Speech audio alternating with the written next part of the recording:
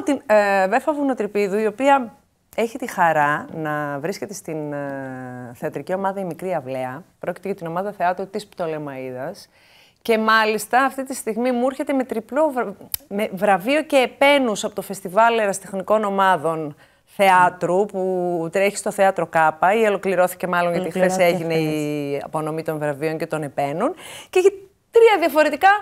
έχει τρεις διαφορετικούς λόγους για τους οποίους είναι περήφανοι και χαρούμενοι. Κάτσε να τα πάρουμε όμως από την αρχή, αγαπητό τηλεοπτικό κοινό, διότι είναι και θεατρική συγγραφέας, είναι και σκηνοθέτρια. Έχει και άλλες περγαμηνές στην πλάτη της και είναι ένα κορίτσι το οποίο έχει περάσει και από την TV100. Το είπα! Σε άσχετη θέση με όλα αυτά που ακούσατε μέχρι στιγμής. Άσχετη όμως, δεν πήγαινε το μυαλό σου. Αλλά δεν είχε καμία σημασία γιατί της είπα: μπορείς να δηλώσεις ό,τι θέλεις αυτή τη ζωή, αρκεί να τα καταφέρνεις. Κακά τα ψέματα όμως, ξέρεις, και στο θέατρο τους βάφω τους άντρες. Εγώ κάνω το μακιγιάζ. Ήταν μακιγιάζ. Όταν είχε έρθει να κάνει την πρακτική της στο μακιγιάζ πριν από. Το 16 ήμουν εδώ ή το 13, κάπου εκεί. 13-16 δεν έχει σημασία. Μετά από μερικά χρόνια που την έχω χάσει, μου λέει: είμαι στην Πτολεμαΐδα, κάνω θέατρο, γράφω, παίζω, σκηνοθετώ, βραβεύομαι. Και τώρα βρίσκεται στη Θεσσαλονίκη γιατί παίξανε στο φεστιβάλ. Στο φεστιβάλ. Η οποία παράσταση θα ξανανέβηκε στην Πτολεμαΐδα και έπεται συνέχεια και πεδίων δόξης λαμπρό. Όπως καταλαβαίνετε, της λέω: είδες τη TV100, είδες. Η TV100 τα ξεκίνησε όλη. Έλα, να μην ευλογήσουμε και λίγο τα γένια μας, σε παρακαλώ. Όχι, πρέπει, επιβάλλεται. Άντε, μπράβο. Καλώς όρισες, ρε κορίτσα, ρε. Καλώς σας βρήκα. Πολύ χαίρομαι που είμαι εδώ. Όντως, ξυπνάει αναμνήσεις ο χώρος πάντως. Καλά, θα ξυπνήσει. Εσύ τώρα σκηνοθέτησες τα παντρολογήματα. Σκηνοθετήσαμε τα παντρολογήματα που πήγε εξαιρετικά καλά και στο νομό, γιατί εγώ είμαι από την Πτολεμαΐδα, επέστρεψα στην Πτολεμαΐδα μετά τη Θεσσαλονίκη. Κάναμε αρκετά tour. Για πλάκα δηλώσαμε συμμετοχή στο φεστιβάλ, να πω την αλήθεια. Και είναι πολύ μεγάλη τιμή το ότι περάσαμε από 63 ομάδες στις 6. Είναι πολύ σημαντικό αυτό. Ήδη είναι ένα μπράβο στην ομάδα μας. Όταν λες για πλάκα, εννοείς ότι δεν τολμούσατε να σκεφτείτε ότι θα αποσπούσατε διάκριση από πού και ως πού. Ναι, έτσι ακριβώς. Που όλοι είναι τόσο σεμνοί. Όσοι τα καταφέρνουν και οι υπερφύαλοι εκείνοι που τελικά δεν θα έπρεπε να είναι. Είναι όμως πώς εξηγείται, ρε παιδί μου. Όταν ακούς 63 ομάδες, οι πιθανότητες είναι μικρές. Λες, OK, είναι 6 που διαγωνίζονται, δεν το πιστεύεις. Δηλαδή, μόνο που διαγωνίζεσαι σε 6 από τις 63 είναι μπράβο. Είναι τρομερό μπράβο. Ναι, φυσικά. Λοιπόν, παρακαλώ πολύ την ιστορία της ομάδας σας. Η Μικρή Αυλαία δημιουργήθηκε το 10. Όταν επέστρεψα στην Πτολεμαΐδα, θα αφήσουμε γενικό και δεν έχει σημασία πότε, δεν μας απασχολεί αυτό. Είναι μια νεοσύστατη ομάδα σχετικά. Σχετικά. Ενεργεί με δική της θεατρική παράσταση, έγινε υπό την αιγίδα του Πολιτιστικού Συλλόγου Ο Σωτήρας της Πτολεμαΐδας, που βοήθησε πάρα πολύ για αυτό το εγχείρημα, γιατί ό,τι ονειρεύτηκα έγινε πραγματικότητα. Και όταν λέω ό,τι ζητήσαμε, γιατί έχουμε άπειρα κουστούμια, τα οποία επίσης τιμήθηκαν στο φεστιβάλ. Ειδού η αφίσα σας. Πάρα πολύ ωραία. Οι ερμηνείες μας ήταν εξαιρετικές, ΑΒ ανδρικού ρόλου και έπαινος για τον πρώτο γυναικείο. Ξέρετε, ο Γκόγκολ, γιατί τα παντρολογήματα είναι του Νικολάη Γκόγκολ και το έργο είναι εποχής, δεν αφήνει τις γυναίκες ιδιαίτερα, ξέρετε, να εκφραστούν στο σανίδι, έχουν μικρούς ρόλους. Οπότε ήταν ένα ανδροκρατούμενο έργο, θα πω. Ώστε έτσι, Νικολάη. Που προσπάθησα όσο μπορώ να τονίσω τις γυναικείες φιγούρες. Με ποιο τρόπο? Έχω αντικαταστήσει έναν ανδρικό ρόλο σε γυναικείο και οι υπηρέτριες έχουν πάρει πολύ κύριο ρόλο στην παράσταση. Κωμικό θα πω, αλλά ναι. Άρα ο σκηνοθέτης είναι καθήλυνα αρμόδιος για να μπορέσει να ανατρέψει τα δεδομένα. Θα είναι συγγραφέα ο οποίος δεν αφήνει τη γυναίκα να καταξιωθεί. Την πάτησες κυρίως. Έχουμε την Τζέννη, η οποία κάνει ντου.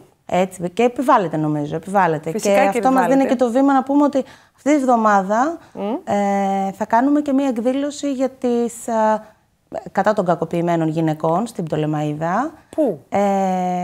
Στο Πνευματικό Κέντρο της Πτολεμαΐδας, η οποία δράση είναι τρομερά, είναι ένα γεγονός χαρούμενο για εμάς, γιατί θα ενημερωθούν άνθρωποι που δεν ξέρουν πώς να αντιδράσουν σε περιπτώσεις που βιώνουν τέτοιου είδους κακοποίηση.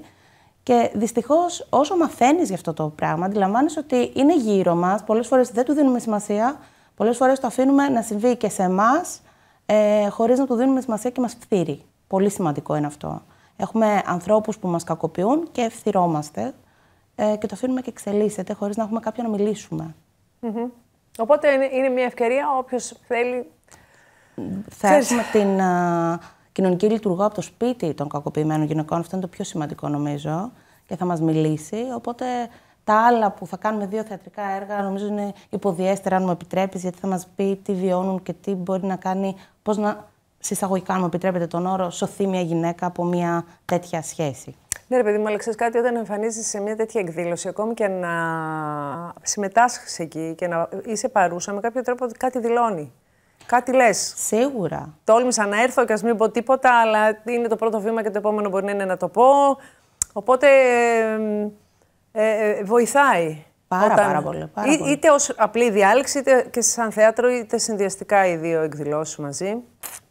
Έτσι νομίζω. Όχι, ισχύει. Βοηθάει πάρα πολύ. Είναι το πρώτο βήμα, όπως λες. Το πρώτο βήμα. Και πάντα θα είχα το νου μου, κάνοντας τέτοιες συναθρήσεις, ότι μπορεί αυτός που με κοιτάει από κάτω από το κοινό να είναι κάποιος ο οποίος ήρθε γιατί έχει κακοποιηθεί.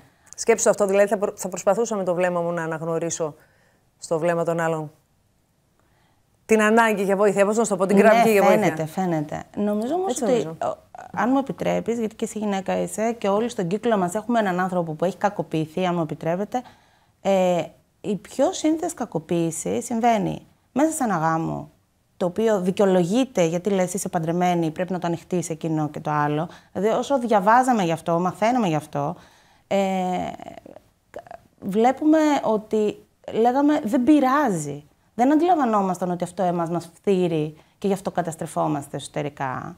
Λέγαμε δεν πειράζει. Είναι ο άντρας σου. Δεν πειράζει που σε κακοποίησε σεξουαλικά, ενώ δεν ήθελες εσύ. Είναι υποχρέωσή σου. Αυτό. Ναι, είναι η συνθήκη αυτή η οποία επιβάλλει να σε κακοποιήσει γιατί το παντρεύτηκες, άρα έχει κάθε δικαίωμα πάνω σου.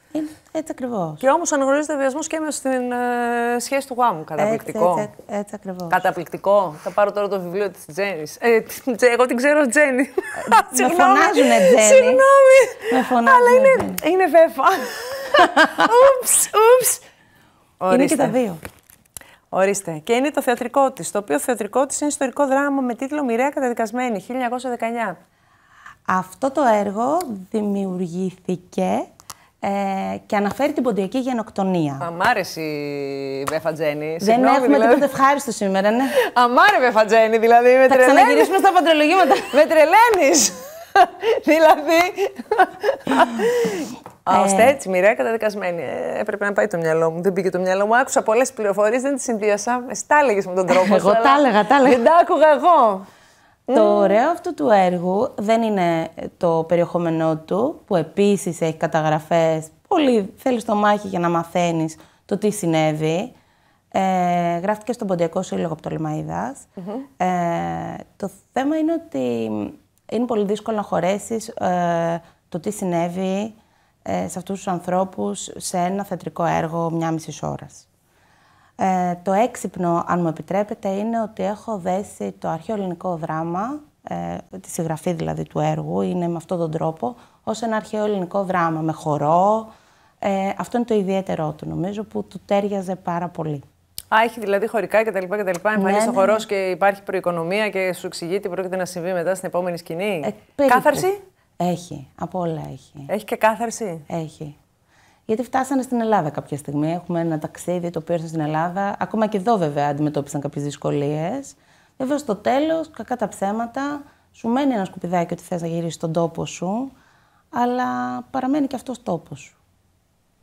Πολύ ωραία το έθεσες. Ναι. Είναι και αυτός τόπος σου. Λοιπόν, τα βαντρολογήματα για τα οποία μιλάμε τόση ώρα και την βραβευμένη ομάδα, την οποία είχα τη χαρά να εκπροσωπήσει. Βέφα, Τζέννη. Τι να κάνω! Τζέννη. Όπως θέλεις. Δική σου είναι η ζωή, ό,τι θέλεις. Έτσι ακριβώς. Λοιπόν, βλέπουμε κουστούμάρες, βλέπω.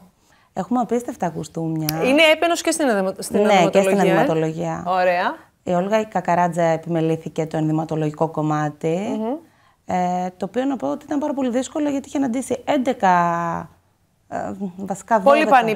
Πολύ και πολύ βελούδο. Πολύ ύφασμα, ναι. Πολύ κρινολίνο, πολύ. Κάνατε σοβαρή δουλειά, εσύ. Μιλάμε για μήνες. Ειδικά το ενδυματολογικό κομμάτι πήρε πάρα πολύ χρόνο. Υπάρχουν πόροι για την ομάδα σας? Σταθεροί πόροι. Όχι να Σταθεροί όχι, δεν υπάρχουν. Να αναστατώνεστε κάθε φορά που πρέπει να βρείτε χρήματα για να ανεβάσετε μια παράσταση. Πάρα πολλούς ανθρώπους από την κοινότητα της Πτολεμαϊδάς, επιχειρηματίες που βοήθησαν, και το λέω γιατί εξαιτίας τους είχαμε αυτά τα υπέροχα σκηνικά, όπως και το Διπεθέ βοήθησε σε αυτά. Το Διπεθέ Κοζάνης. Ναι, το Διπεθέ Κοζάνης. Βοήθησαν πάρα πολύ στο να γίνει η πραγματικότητα αυτή η παράσταση, γιατί τα έξοδα της ήταν τρομερά. Μα μόνο ένα κοστούμι από αυτά. Δεν χρειάζεται να συζητήσουμε για τα υπόλοιπα. Βλέπω. Ναι, όχι. Ήταν πολύ έξοδο, η αλήθεια είναι. Μπράβο σας όμως. Σκίσατε. Πήγαμε πάρα πολύ καλά. Αυτό είναι το πιο σημαντικό. Και περάσαμε πάρα πολύ όμορφα. Πιο σημαντικό.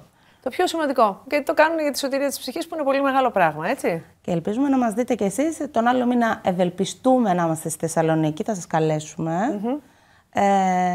Και θα περάσουμε και θα περάσετε πάρα πολύ ωραία. Σύμφωνοι. Ας είναι αυτή η συμφωνία μας. Ωραία. Σε ευχαριστώ πολύ που ήρθες μετά από τόσο καιρό. Ευχαριστώ πάρα πολύ.